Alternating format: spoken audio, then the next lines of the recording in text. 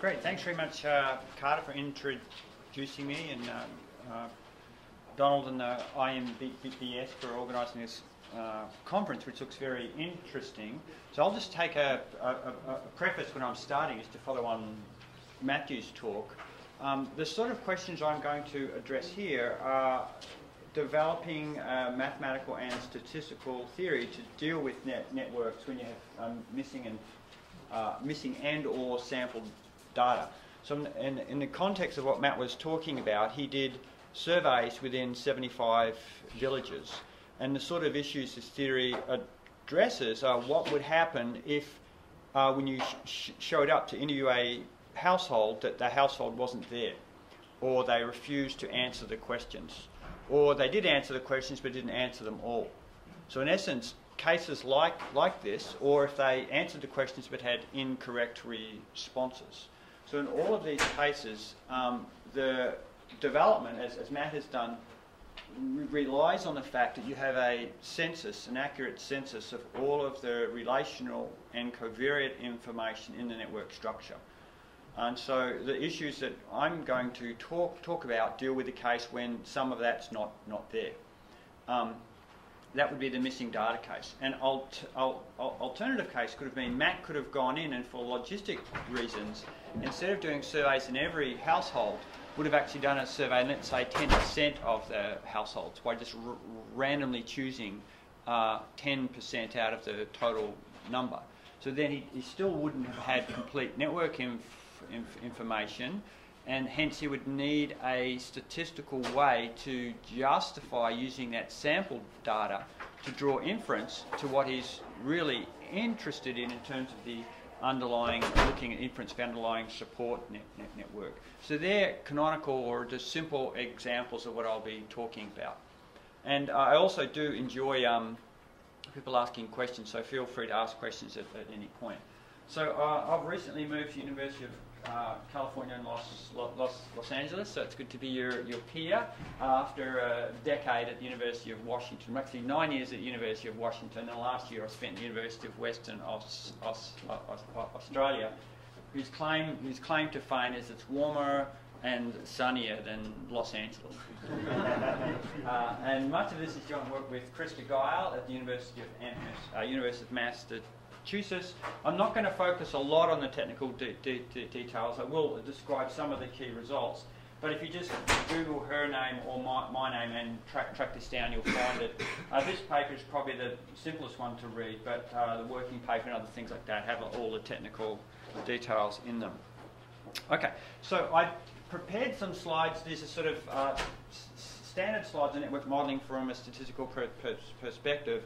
After Matt had said some things, and also given the people in this room are probably less important to go through, but I wanted to tick some of them off.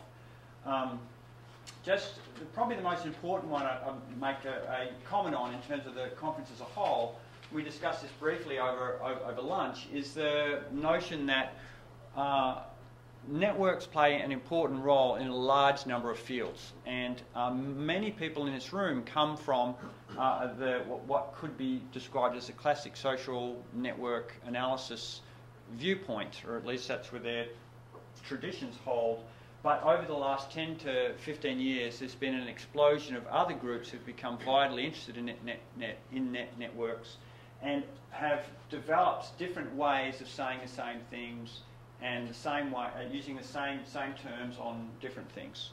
And so it's very good to have a conference of this kind, bringing these various groups together so we can make sure that ideas diffuse out across the various disciplines.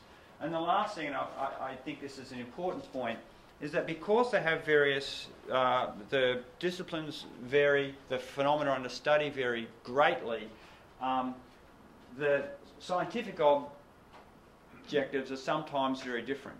And most importantly, some ideas and approaches that work extremely well in one area are not going to be easily applicable to a different one. And more to the point, something that would be absolutely stupid in one area is very, very smart in a different one. So it's very hard to look at work that some people do in one area and see and basically think about how important it is, because the objectives are very different, and the scientific frameworks they're coming from vary greatly.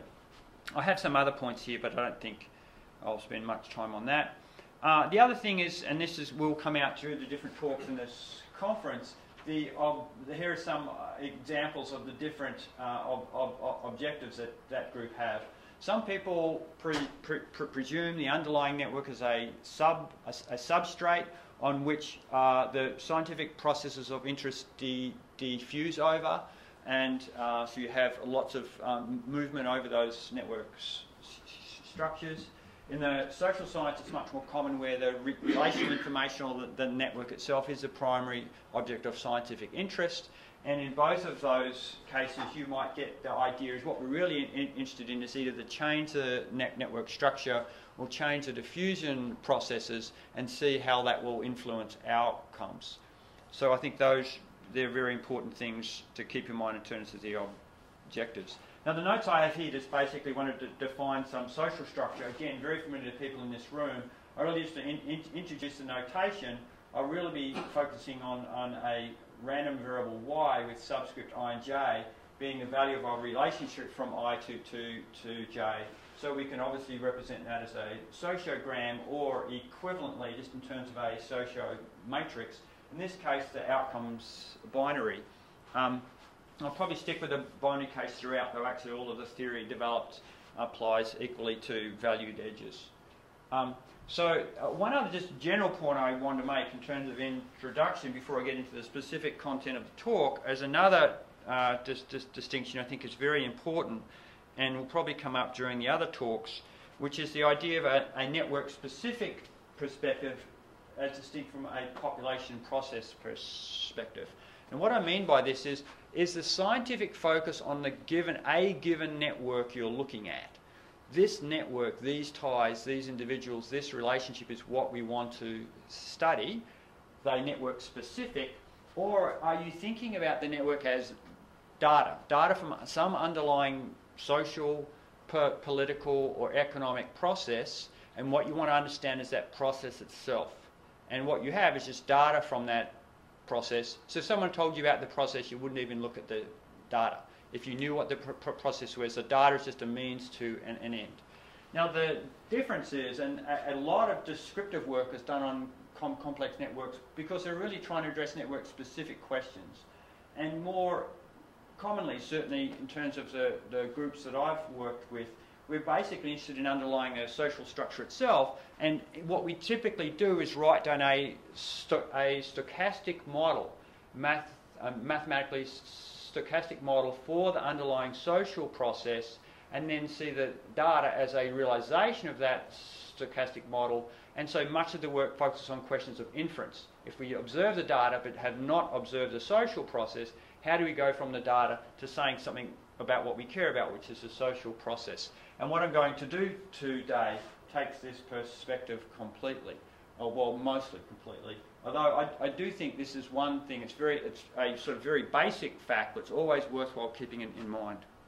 All right, so now getting into the specific content of the talk, I'll define a social network as a set of n social actors and a simple social relationship. I'll keep this structure throughout, though I'm happy to answer much broader questions on how broadly this applies. We'll just have Yij. The socio-matrix, which I'll just represent by Y, is just a binary array.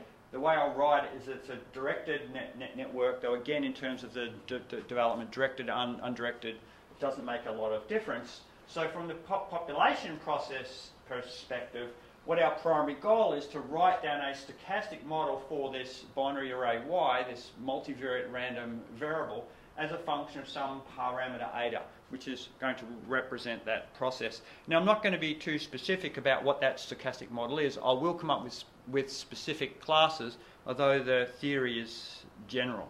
Now, just to talk a little about partial observation, and I'll fold in the missing data and the sampling together, and I might disentangle them towards the end when it becomes more relevant. My examples disentangle them, but there are some issues on the form. Both of them lead to partial observation of underlying social network, and here's some just simple ways of thinking about that. And Matt's examples, I think, because Matt's gone through them so well, it would be very interesting to sort of take these and transplant them. If I'd been able to modify my slides, I probably would have during the actual talk. Okay, so the simple sampling design where we have a simple network down here, stylized network, and we just ask 10% of the nodes here are employees. The ties here are people say they have collaborative relationships with the other employees in the firm.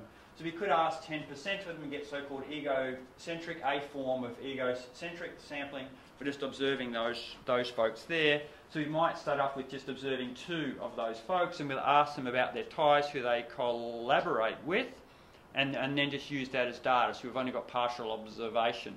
Now, the other thing we can do, and this is commonly done and important, we can think about adaptive sampling notions here.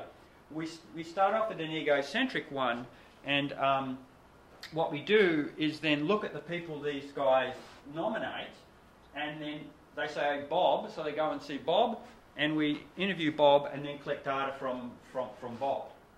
Repeat the process in the next wave, quote unquote.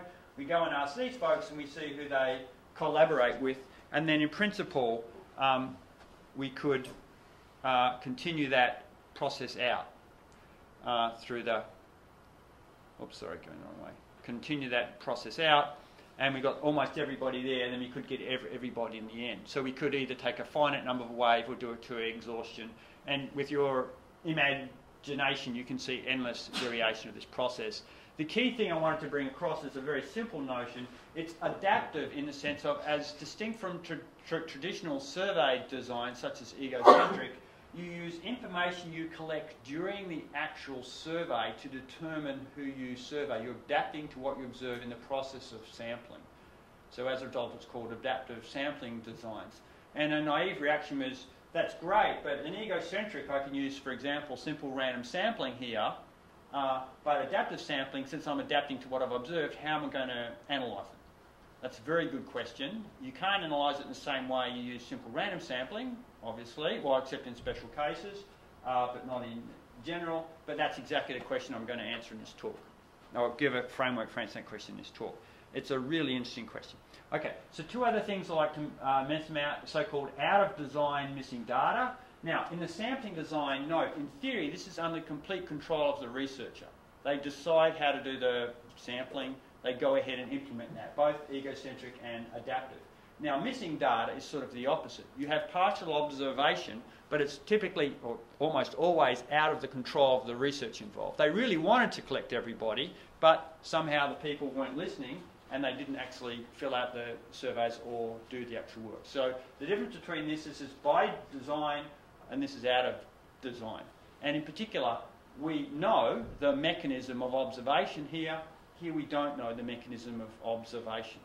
Right? We can presume that they just randomly didn't answer. We can presume they didn't answer based on their gender. We can presume a whole bunch of things, but they are presumptions because we don't actually know. So the distinction I'm making technically are those 2 things. And the last one is very important. We sort of deal with these 2, but there's many, many other ones, including, for example, the reliability of answers, which Carter Butts has a very good, very, very good paper on. I'm not going to address that here, not that it's any less important, but it's not what I'm talking about. And another very important one, which just opens the door to the enormous other things that could go on, and is somewhat important but myopic view, is the boundary specification problem, which comes up all of the time. Very well known in the social sciences, but statistically we don't want to lose sight of it. You know, should a contractor be considered part of the company in my stylised example here? So, well, that's out of design missing data, where you just don't, you're missing ties because you don't observe that person. But in this case, the question marks would be contractors. Do we include them or not?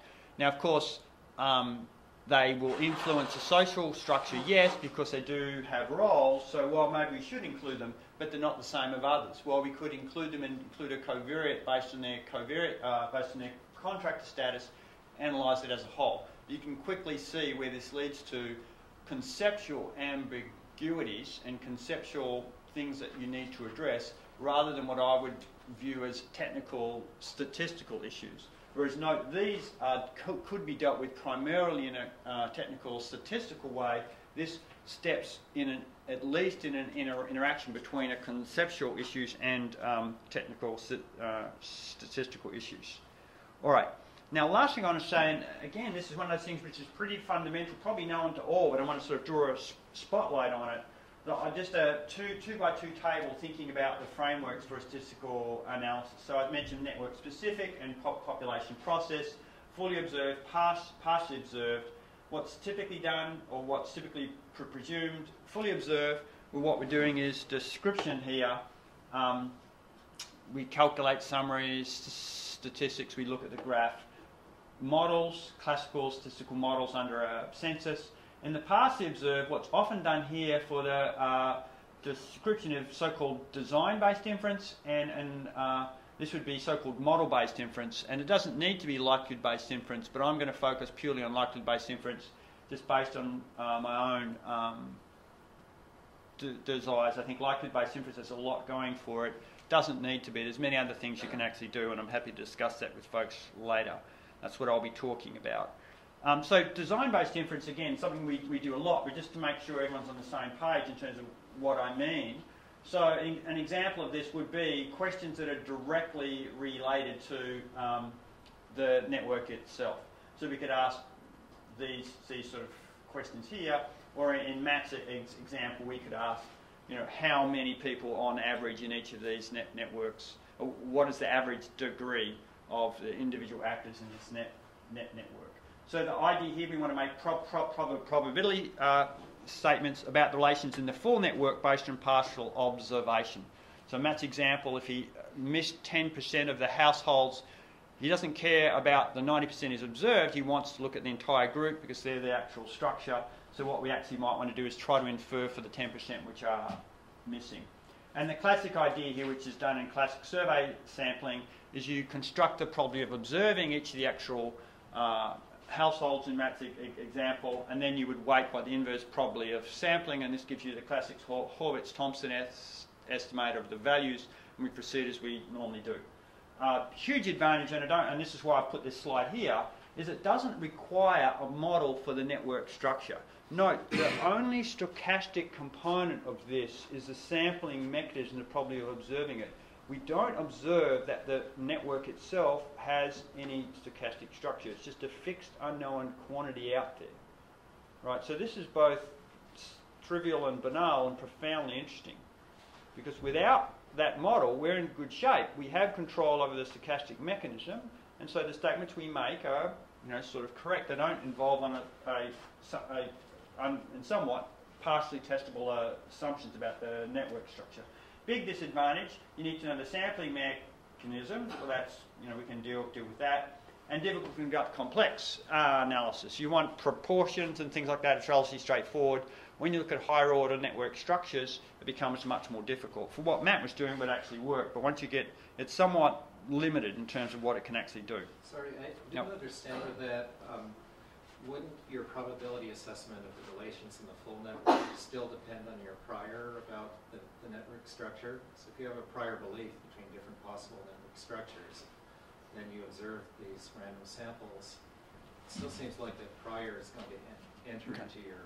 That's a very good question. So if you have a prior belief, you're in essence placing a probability distribution of the set of over the set of possible networks based on your subjective judgment of what the true underlying network would actually be. Mm-hmm. Right, now that, in some ways, you could view that as a stochastic model for the underlying network structure, but if you still take the case as a single underlying network which you don't observe, you're in essence imposing that additional stochastic structure on the problem.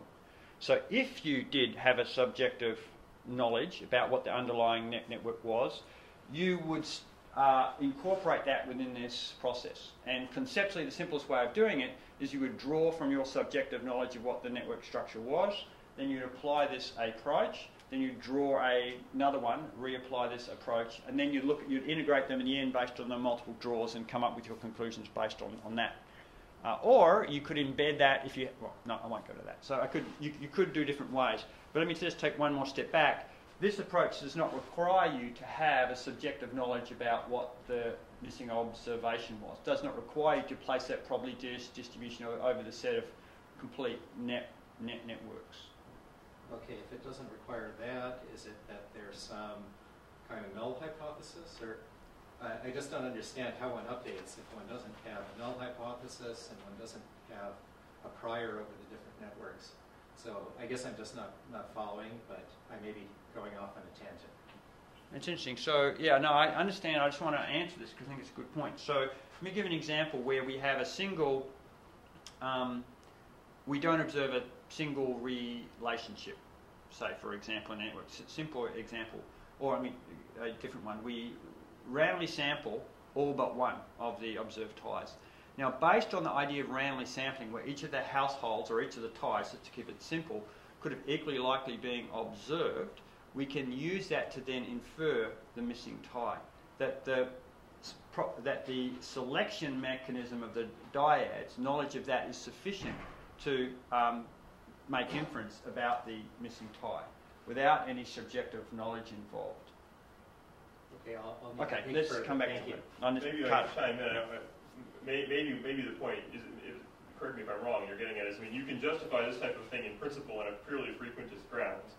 And so if you operate in a purely classical frequentist ground, right, I mean, we can talk with the design-based context, we can talk about the properties of estimators of these graphs that in no way invoke any kind of prior assumption. So we can talk about unbiased estimators of, say, some property of the network, the particular network that's there, and in that sense, you could say it's assumption free. And a frequentist would come in and say, I haven't made any assumptions about the graph, nor do I even know what that would mean because I'm a frequentist. I'm not, but if I were, that's what I would say, right? And I mean, that was what I understood you was getting at. Yes. Now, if you're a Bayesian, of course, you're a hardcore Bayesian, you'd say you always have assumptions on everything all the time, and so this is no different. But yeah, unfortunately, my answer subsumed both of those initial answers, and I gave you an answer that would combine both the subjective approach and the design-based approach together to get you a... Yeah. So I would just say this is not esoteric. This is... Every sample survey uses this perspective to compute answers. ACS, PSID, all of these are based on this basic frequentist or design-based approach. Okay. Now, in terms of the adaptive designs I was talking about, for the egocentric, it raises a question of when can we compute these observation probabilities. The egocentric designs, depending on the structure of the network, a difference between whether the ties are directed or not. Now, the nodal probabilities, the pi-i's, is just the probability of observing each node. And the dyadic probabilities are the probability of observing each relationship between those actual nodes. So if you have egocentric, you can just play with the algebra and show you can compute both of these straightforwardly. Well, actually straightforwardly. Now, if you think about the adaptive designs, if you go one wave, and this is getting to the non-trivial, you can say you can compute them for the undirected case, but you can't compute them for the directed case, and you can't compute them for the dyads. Now, the reason you can't compute them is that they depend upon aspects of the network that you will not observe.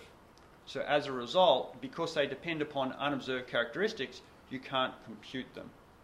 Seems a pretty banal statement, but it's sort of pretty important because the approach requires you to know what these guys are. And then if you start to K-wave, you're completely out of luck.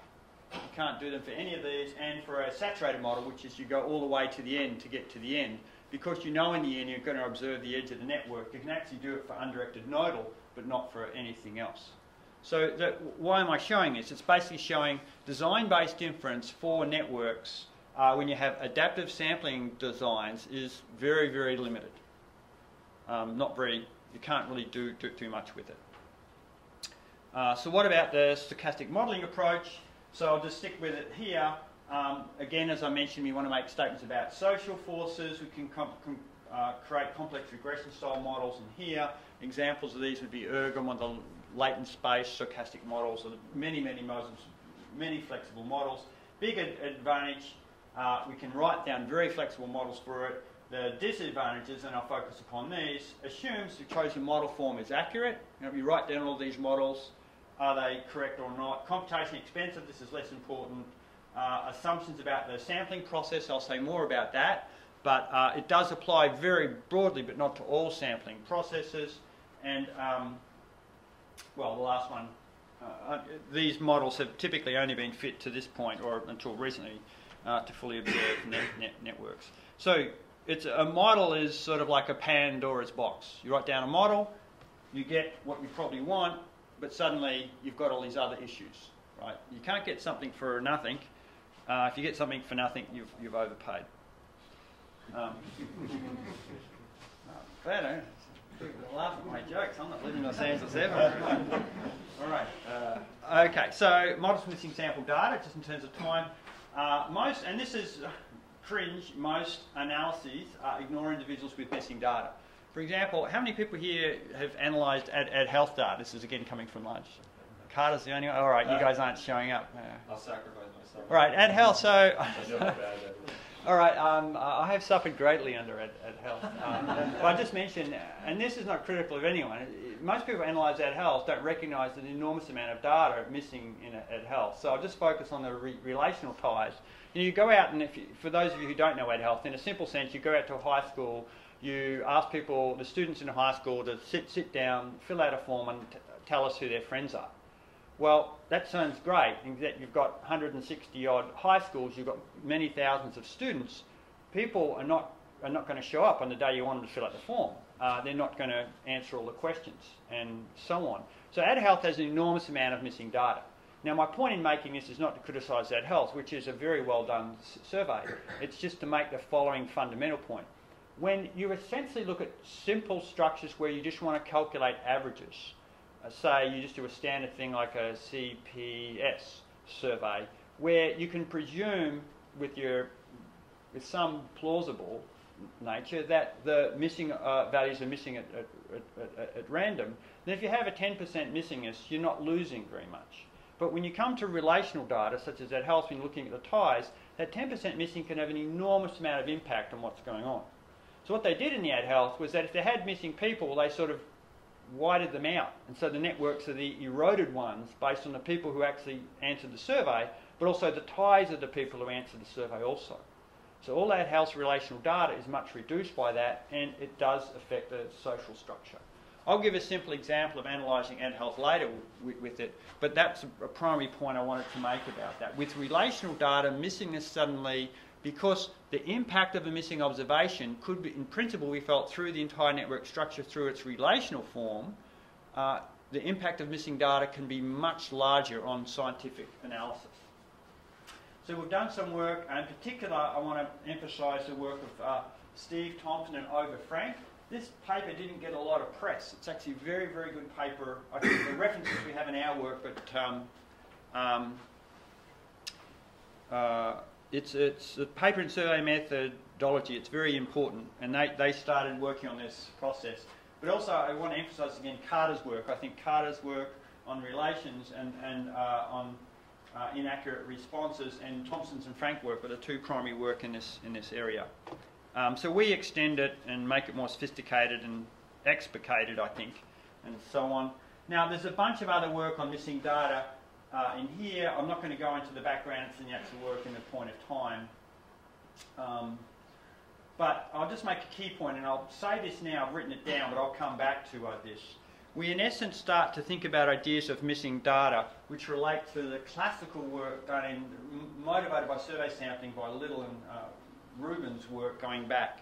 And I guess the key thing I'm going to show is that those ideas can be extended out or explicated again for relational data, and you get very similar results to what they were talking about. All right, so rather than keep it, I'll just get into the process. So what we have, we'll focus on missing relations. We assume we have observed relations, which are represented by a vector y obs, and I have an indicator for the sampled units, which are D.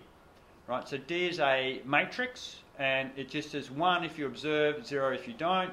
You have the partial observations here, so we just quickly jump. You want to write down some likelihood depending on the underlying population model parameter eta, and we might have some sampling process, which you represent by some parameter psi. So what we want is a likelihood for what we observe.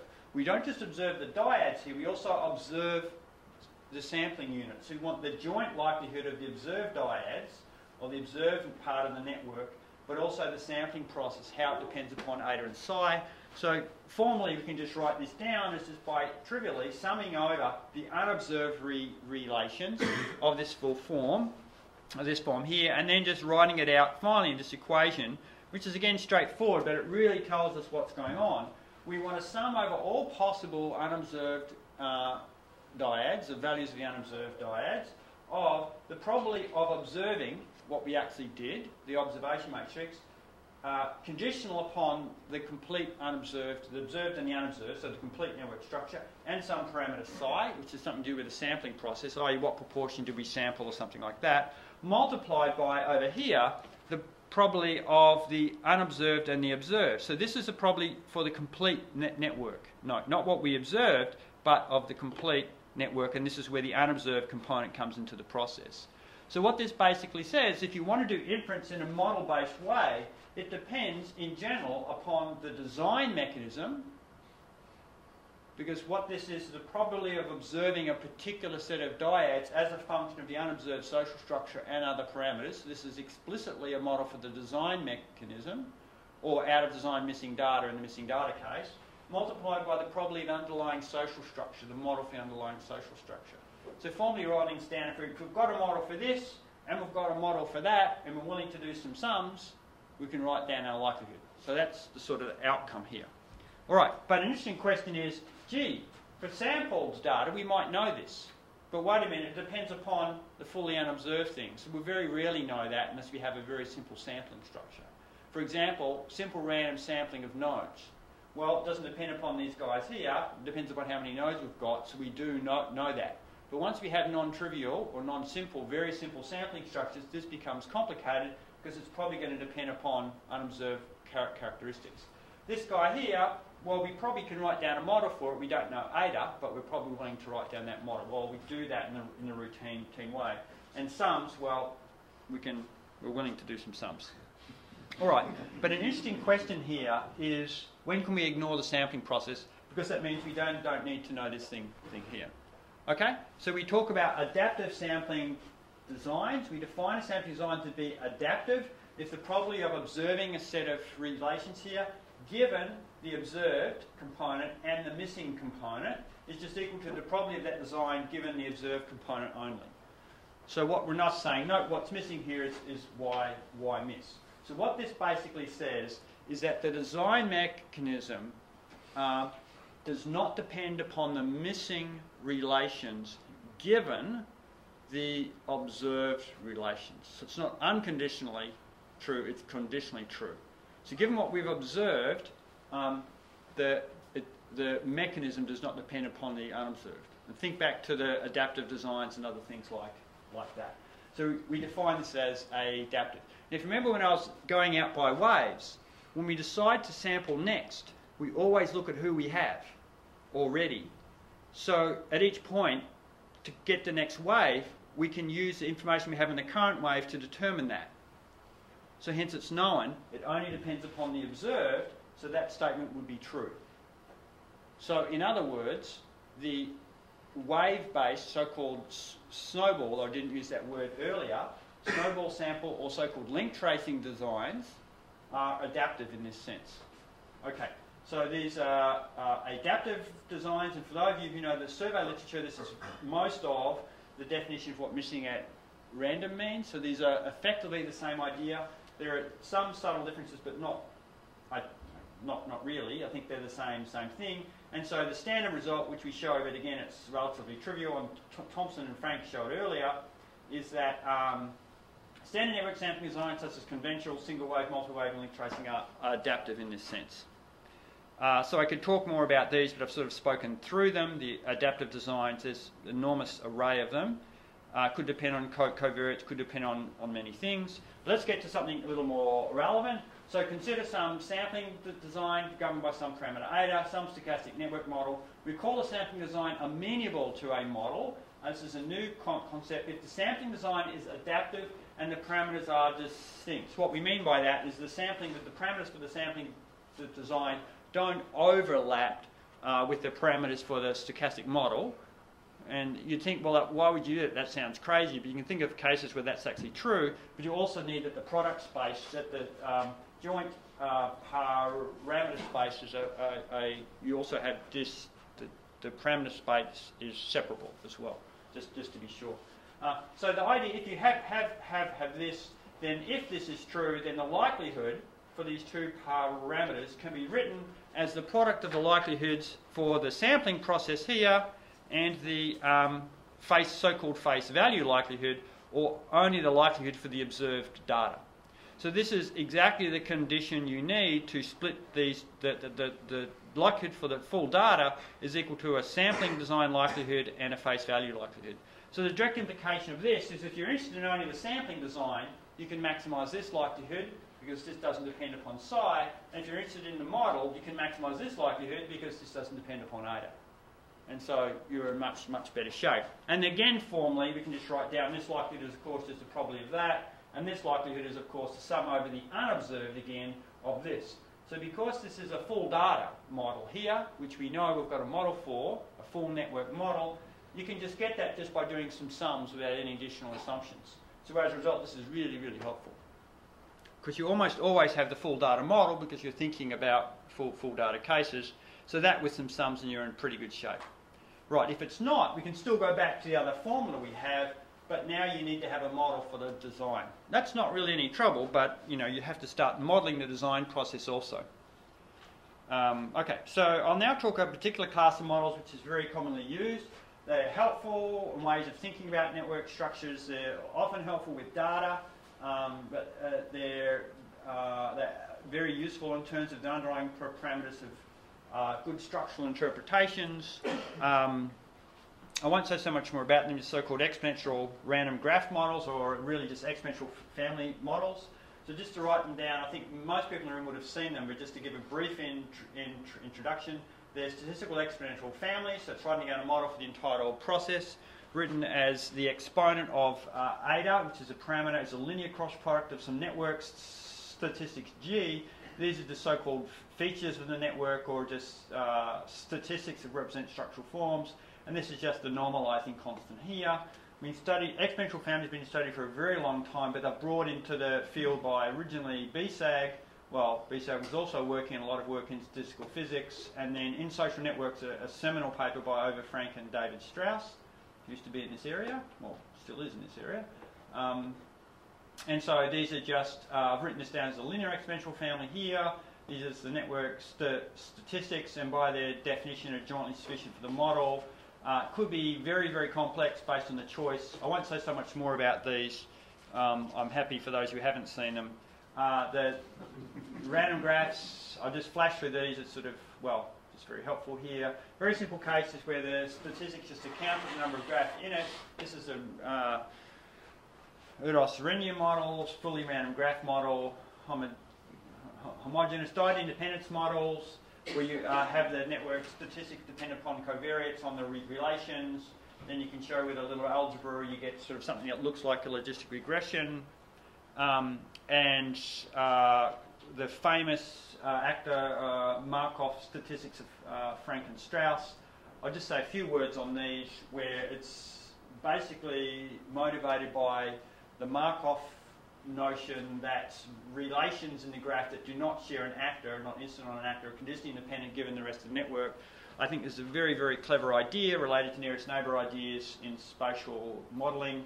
You can have some catastrophic modelling implications, which I won't discuss here, but it's a very interesting idea even separate from that. And in particular, it says under strong homogeneity assumptions on the nodes that you can represent any structure with this nearest neighbours model through the set of degrees or the activity levels of the nodes and the count of the number of triangles in the undirected network. A very famous result, but again I won't say so much more about it here. But I will just say this method has been generalised. Again, Carter's done, I think, some very interesting work on this. Patterson and Robbins did some interesting and very highly related work, where you basically move out, in essence, I'll just say, from a nearest neighbour based on nodes to much more generalised relational form. Carter's work based on cycles and other things like that. Again, I won't be able to do justice for this. I just want to mention it, that it is important I will mention in terms of just Matt's work, I was going to flip over the slide, but I'll say one of the things that previous slide introduces, the idea of these shared partner distributions, in particular an edgewise shared partner, which, just as Matt was saying, you put a statistical feature in the model, which is for INJ, this would be edge in terms of Matt's INJ, you would count the number of individuals which are a shared partner of INJ, explicitly who are tied to J and tied to I. So Matt's idea of support is in essence that we would refer to it in the project as an edgewise shared partner of 1. So an EP of K is 1, which is exactly one edgewise shared partner. And just picking up on something that Carter was saying, is making a point, you could actually expand that idea of support out to have multiple. You count how many have 2 partners, or 3 partners, or 4, and the idea, well, gee, if one partner adds support, then having 2 you would think would emphasise support. So it naturally opens the question of fitting this distribution or this class of statistics simultaneously to see what the impact of different strengths of support was. And just to finish off something that Carter was saying, do you start to see a reduction in the, if you will, a marginal return to the support number of partners in this process? A very interesting scientific question that within this class would be relatively straightforward to actually do. I could say a lot more about this, I've already digressed a bit, but it might be good for discussion later if people are interested. Inference, I just want to check on my timing here. 10 minutes. 10 minutes, perfect. So timing, so we do inference with a likelihood-based frame. Won't say so much more about this. We calculate the likelihood, we then maximise the likelihood. Computationally challenging, but hey, we do that with Markov chain Monte Carlo. A lot of work's been done on this, I'm not going to talk about it now. It's a solvable problem. So for ERGMs, what would we do? Well, it's actually quite easy. We need to want the probability of what we probably unobserved. We can write down given the observed. It's just this exponential family here, and so we can write it down where the space is over the set of graphs which the observed part's fixed, and you want to look at the distribution of the unobserved dyads. Or if you play around with a little bit of algebra, you can then show that the likelihood for eta, which is what we want to maximise, is just proportional to a conditional normalising constant minus an unconditional normalising constant, so that the machinery we've put in place to deal with the fully observed case with a relatively simple change will apply to the partially observed case, and so it's not that much harder. That's a short answer of that. Okay, so computationally not so bad. Let's now look at health, favourite one, and this is a set of schools. So as most of us know, and as I mentioned earlier, health is a survey of students, so I won't say so much more about it, except these nodes here are the students, and each student was asked to nominate up to 5 male and female friends. Here's a very small case where we have 89 students in a school, and this is one of the smaller health schools taken for example. Well, if you look at the actual data, you only get 70, because 19 of them didn't fill out the survey, so you wrote it. If you pull the simple structure files from health, you'll find there's only actually 69 students here. In the actual structure file, but there's 89 students in the actual school. So basically what happens is that these are the unobserved ties you've missed. Oops, sorry. And if you look at these guys here, I'm not doing a good job going through it. These are the observed ties. So, oh, sorry, I'm not getting this right. Going the wrong way. So there's a whole bunch of ties you don't actually observe in this structure because you drop out people who don't actually observe it. It's pretty bad. Okay, so missing data. If you wanted to do inference for the full data, and anyone can do this in health, we might want to ask ourselves, well, are they missing at random? Now, no, it's not completely missing at random in the sense of just it's a random sample of individuals who didn't show up. They could depend upon observed characteristics of those individuals. It could depend upon the observed ties. You might expect that the people who don't fill out the survey are people who are less social contact with school, less social cohesion in the school. That's okay as long as it depends upon the observed characteristics of it. So in other words, the observed peers of these individuals. I won't say so much more about that. Again, that could be a strong discussion topic. But the most important aspect of this is that the assumptions necessary are very explicit by that constraint. So you can evaluate on whether they're true or not based on, it's very clear what the required form is. So if you think about a data structure, this is a full socio matrix. These are the respondent to respondent, and this is the unobserved guys down here, and you don't observe the other things in grey. So what you have here, you have non-respondents. These guys are unobserved. The non-respondents ties to respondents. Non-respondents to non-respondents you don't see. But most importantly, you do see the respondents to non-respondents because these are directed ties. And this, the data you get is typically just this top block here, but in fact you're throwing out this data normally, and you'll never see this data. We didn't see this data in grey. All right. To make a long story short, we fit a standard complex ERGM model that took into account things such as popularity by grade, popularity by sex, age, sex, missing, transitivity, and cyclical ties, components of a triad census here, isolation. I won't go through these things so much, the standard ERGM models, and we were able to fit a various model form here. We did some adjustments to check to see whether the model was fitting or not. In particular, we took into account something you can do with these models, which is the differential popularity of people who responded and people who didn't. Now, the reason we have some information on that is we have the in ties of the people who didn't respond. And we show that there is differential popularity involved. If you don't take it into account, you get relatively incorrect answers, but if you do, it actually works well. So in a nutshell, I'll only show this in a stylized way. We can get the same sort of outputs that you get for ERGM models with the partially observed process because it's likelihood based. So you get point estimates of the coefficients, you get standard errors, and you can get interpretations. And I won't go through it here because it's not the primary function. For this particular data set, and this is in the published papers, you get different results when you analyse the full, when you do the partial observation than if you ignore it. And in particular, you get different results here for measures of transitivity and isolation. It's very interesting analysis, but I'm just not going to say any more about it. Now, we can also do a law form collaboration example. Now, this is more to look at the effect of sampling. So the idea is instead of missing data, we have sampled data. So this is a very famous data set, Zaga study of a corporate firm.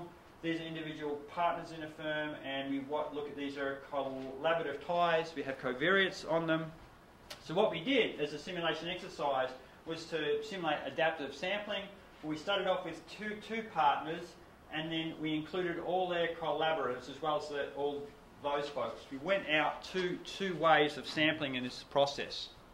And again, because of that, because of the sampling, we have a similar data structure here, and we observe everyone here and here because it's undirected. We don't observe the edges between those not sampled with themselves, of course.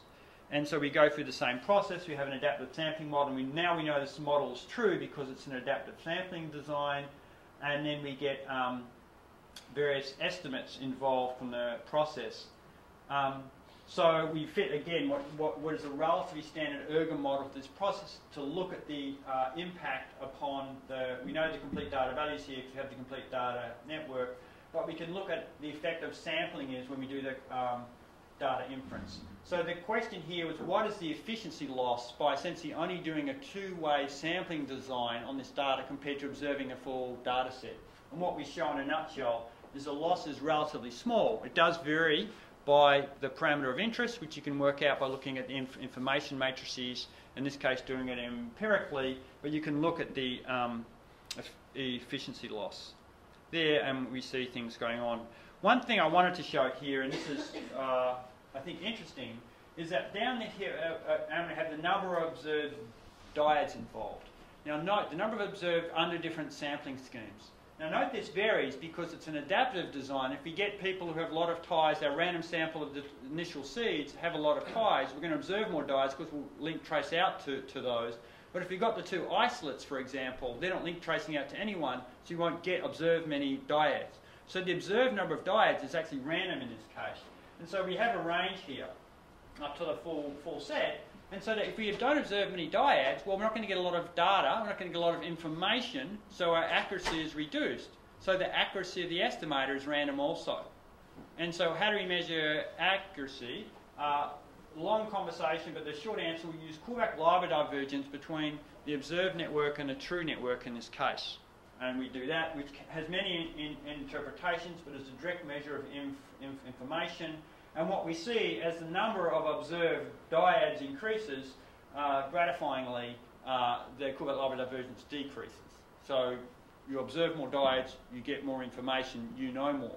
So I'm not showing that just, well, this is gratifying, but not very stunning, but I do want to show you the variation in this. That's really why I'm drawing this graph. That is, the adaptive sampling designs, because they get you random point, the amount of information you get will vary by the adaptive design. Now, this is not a criticism of adaptive designs. It's basically saying with an adaptive design, there's a lot of uncertainty upon how well you're going to actually do based on the sampling. That's sort of a general truth. I wanted to say that. So there are a lot of results for that. So I now just finish with these discussion points here. And there's for the individual too, but I won't say so much about that. I'll probably just end with these.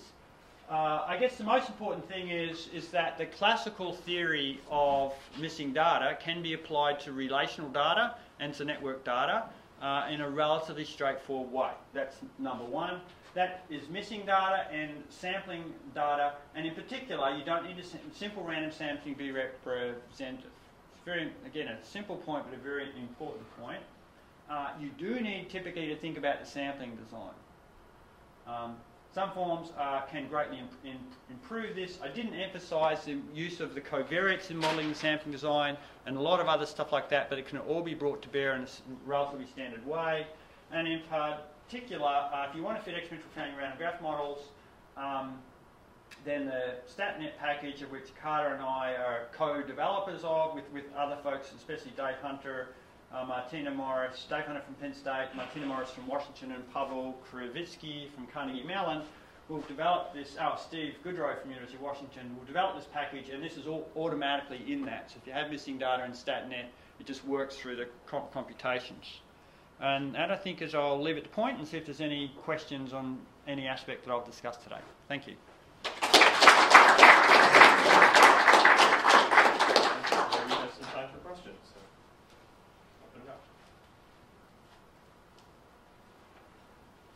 Matt, so yep. We had talking a little bit about this at lunch. Do you have a feeling, so there are some things that when you reconstruct probabilistically missing edges and so forth, you can get fairly good efficiency on, and there are others, as one example, say, suppose I was interested in eigenvector centrality of the nodes, as opposed to just, their degree or something like that. That even reconstructing can be very difficult to do. So do you have some feeling for where the boundaries of inference are in terms of, if I know that I have, that I'm doing adaptive sampling, for instance, and I'm going to be missing a series of ties because of that, and now I want to ask for a particular characteristic of a node that's there, which characteristics it's almost hopeless to reconstruct and which ones it's possible to reconstruct? I could give you opinions on most of them, but actually the most important thing I'd say is note that you can determine this within this framework without observing the data. So in other words, you could use this process to work out, to compute how much information you have about, say, missing individual nodes, eigenvalue centrality. Because you would know the design, because you've got the sampling design, and you'd have an underlying model for the process. You could then use that to compute the missing information, a measure of how much information is missing on it. And in particular, you could get an idea of just how much the uncertainty would be under the various sampling designs. Sometimes it would say, had I used an adaptive sampling design of 4 waves on this process, you would get some sense of the uncertainty involved in the imputation of the missing eigenvalue centrality. And that would be very helpful. If you found out the design that interval was very large based on your own judgment, you probably wouldn't do it. Now that's the first level answer. The next level answer is, as I've just shown, because the sampling designs collect different amounts of information, you could get lucky. So even though the confidence interval on average would be a certain level, you might, through a sampling design, just collect enough information that would be very accurate on the answer. But you could compute that also. You might have 1 chance in 10 of getting a tight confidence interval, and so on, if you did the conditional confidence intervals. So I think that's the best thing for it. Now, in individual measures, some of them you could argue would be very fragile to missing data. And you can view that in 2 different ways. That would say, wait, because missing data is a fact of life, no matter how good you are with a survey, you're going to have an element of missing data. Then if you're not going to take into account missing data through these missing data mechanisms, through approaches of this ilk, then you shouldn't try to compute measures which are going to be very fragile. And what I would do in practice is, for whatever case I'm doing, run it through this process of computation and to give you some sensitivity analysis to the impact of missing data.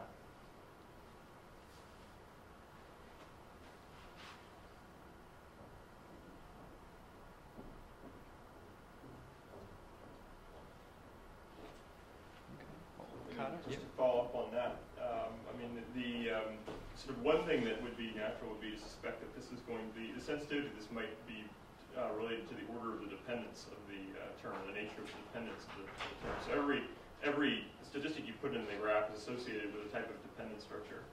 And I mean, it's certainly something that, for instance, Pip and Gary have been thinking about recently, that you can think about ordering them in kind of a lattice. Some things depend only on, like you talked about Markov statistics, some things only depend upon, say, the ties of my neighbors. Some things depend upon the neighbor's neighbor's ties, and so forth on out. Intuition would be that to the extent that these things go out farther, I'm in more danger of missing this in many settings. There might be, of course, there might be other aspects as well, because some things, although in principle they depend on things far away, the combinatorics are such that there's so many different ways to get the same outcome that it doesn't really matter what they are. If I compute something, I'll get it right. So you'd think there would be some kind of combination of the order of the dependence and the variance of the statistic over the possible realized graphs at those venues. So I don't know if you thought about that at all in terms of what people are currently using to think about what are, what can we do to develop a general theory of that type of robustness? Yeah, it's interesting. So I have two answers to that. Firstly, Pip Patterson, Gary Robbins and co-workers have a particular approach where they say for these second order statistics, it's actually, there's an easier sort of a quick and dirty way to get missing data results for them because of their local neighbourhood approach, which I think is very interesting. I didn't actually reference that work here. It's very, very new, but it's very interesting. But in terms of Carter's response, I sort of have a different angle.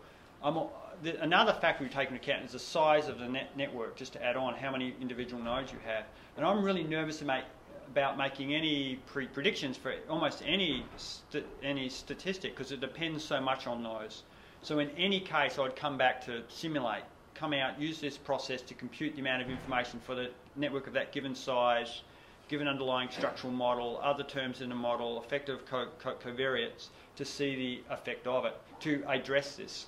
Now, I'd like to do that because I do believe it is so involved in this, it's so dependent upon the size of the parameter values, and all these other characteristics involved, that it's hard to give general rules for it. Except for very, very simple statistics. Density, for example, might be pretty easy, but everything else above that, why not just hit some button, run some computations and get more accurate answers for it? Well, I'm trivialising that a bit, but it seems to be a more direct and more relevant scientific answer. Question? Oh. Lower end. Nancy, Mark Newman and other people have the random traversal as a measuring these things. So wouldn't those measures tend to get low? Oh yeah, I would think so. Yeah, it can break so easily. So anything that involves geodesic distances or traverses or the lengths of long paths, I would tend to be very, very sensitive. Now there are cases where you could say it wouldn't be, but all else being equal, just from a thought experiment, they're ones which will break very easily and be very sensitive to missing data.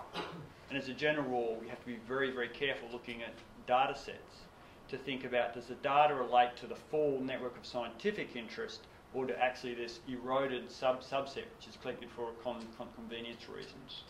It's something I'm always keeping in my own mind to be very careful of. And if in the last thing you use one of these fragile measures, you could really be in trouble if there's a difference between the two. Yeah, so anything that has traverses in it or paths is going to tend to be extremely sensitive. Reachability, for example, would be one of the worst cases. Well, you could easily make up pathologically bad cases, but if you're trying to measure reachability, a little thought experiment says that's very, very dependent upon these issues. Great. Great. Okay, great. Thank you. Thanks again.